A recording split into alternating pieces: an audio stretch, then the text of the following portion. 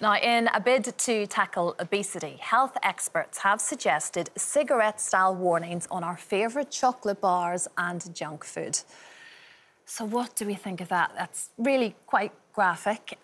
Would it stop you from eating a bar of chocolate, Colleen? Would it change your eating habits at all? No, I'm sure there are some people that it might make them think about it, or certainly young kids or whatever. But, I mean, they've tried it on cigarette packets and it hasn't really worked. Well, not for me. And it is revolting.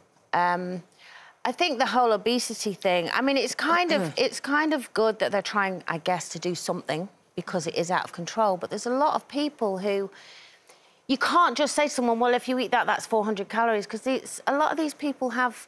you know, mental health issues and things about their weight, and there's reasons why they're eating and becoming morbidly obese, and I think it's more important to look into that than just think that they're going to stop because they know that it's fattening. You know, all these documentary things we watch, like My 600-Pound Life and programmes like that, these people know that what they're eating and how unhealthy they are, but they can't stop. Yeah. Well, just to pick you up on smoking, since the imagery has been on the packets, the amount of people smoking has gone down, so it has had an effect.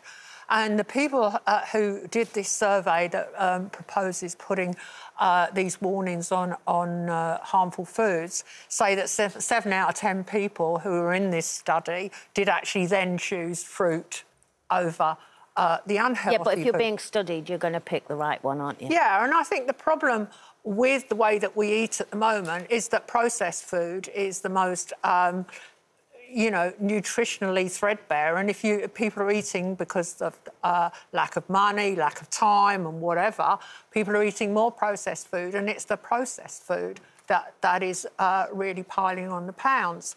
And I just think that people now have seen lots of cookery programmes on television and they think, oh, I want to cook curries at home, I want to cook foreign food, and they reach for a jar of sauce.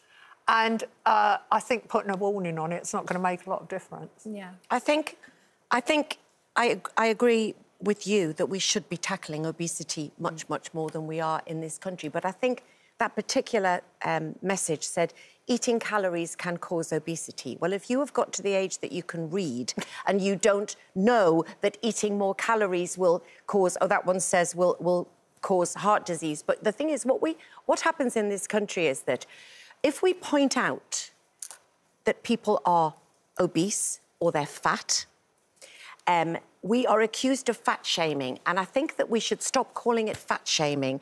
And I think that doctors should be allowed to point out that being fat, being morbidly obese, is very, very, very unhealthy. And yet we celebrate that. And I'm not saying that we shouldn't have plus size, you know, I'm talking about a healthy size 14 and stuff, but I'm talking about really, really overweight people. We've just had 2 years where COVID was very, very cruel to old people, vulnerable people. And one of the things that, apart from Boris doing one jog round the block, we suddenly stopped talking about obesity. And if you talk to anybody in the hospitals, the people that were mostly affected by COVID were the obese. And yet we're told we can't point it out, we can't talk about it. Like Colleen said, I've spent many years working for a company that works in weight loss.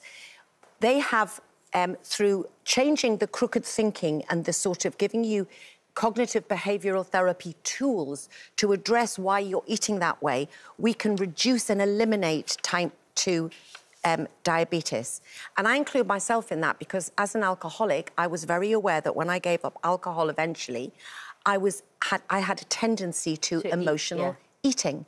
And that is still there. So it's not fair for just to say, no, you've got to lose weight, eat less, move more. That's not fair to those people who are emotionally struggling. But we don't invest in that. We're a fast food nation. We're an instant nation, aren't we, as well? People just are, you know, they get in, they're tired, they maybe feed their kids, but then it's 8 o'clock. Yeah, but also they get... And then it's easy, you've got all these delivery. You can have coffee delivered now, let alone food. But what bothers me is we send out so many confusing messages.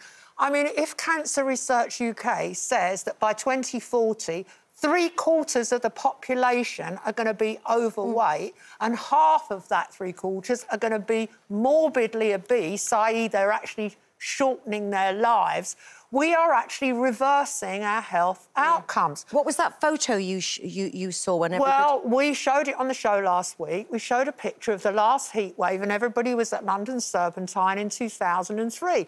And as you looked across that picture, there was nobody particularly overweight in that picture. But if you had not done that long ago. Yes, No. but if you'd done a picture yesterday of the beaches at Brighton and wherever, the story would have been very different. But a lot of young women now think that being larger is acceptable and they are glorifying something which could be shortening their lives. But by putting a sort of really quite graphic image on the side of a chocolate bar, I'm thinking of my little girl. We go grocery shopping together and she's forever pointing things out.